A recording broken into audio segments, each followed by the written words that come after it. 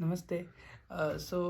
आपने सुना होगा कि हमें जो भजन है वह हमेशा गुप्त रखना चाहिए, लोगों से बचा के रखना चाहिए, छिपा के रखना चाहिए। तो ऐसा क्यों? जो आचार्य जो हुए हैं और जो अभी वर्तमान में जो आचार्य है, वे सभी यही कहते हैं कि जो भजन है वह कोई सिर्फ मूल्यवान वस्तु नहीं है कि उसका कोई मूल्य है।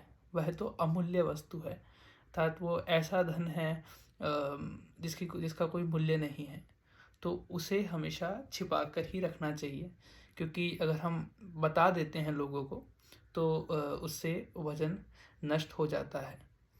तो इसके संदर्भ में बहुत से आचार्यों ने बहुत सी चीज़ें लिखी है। हम कुछ उनके बारे में आज पढ़ेंगे। तो श्री मलुकदास जी कहते हैं कि जो तेरे घट प्रेम है, कही कही काहे जनाओ, अंतर्यामी जान है, अंतर मन को भाव।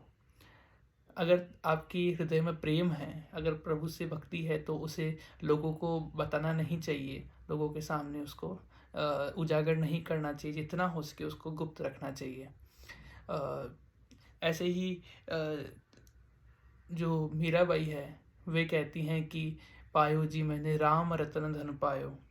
तो ये एक धन है जो कि सबके सामने नहीं उजागर करना चाहिए। अगर आपके पास में मान लीजिए कि करोड़ों रुपए हैं, अरबों की संपत्ति है, अगर हम उसको उजागर कर देंगे, लोगों को बताएंगे कि हमारे पास में इतना धन है, इतना धन है, तो औरों का तो पता नहीं, लेकिन अपने भी उस धन को चुरा सकते हैं या फिर उनके ऊपर दृष्टि आ सकती है।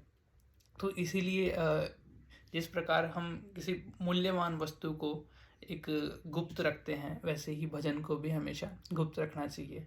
आपने एक हाल ही में एक गाना आया था, तो आपने सुना होगा कि सजन राजी हो जवे, फिर भी रोड़ा नहीं हो पाएदा।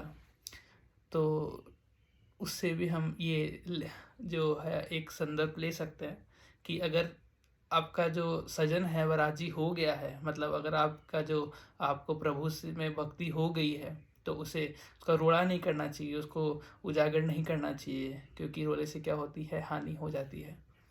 तो ऐसे ही अन्य शॉर्ट्स और वीडियोस के लिए आप अपने इस चैनल को ज़रूर सब्सक्राइब करिए।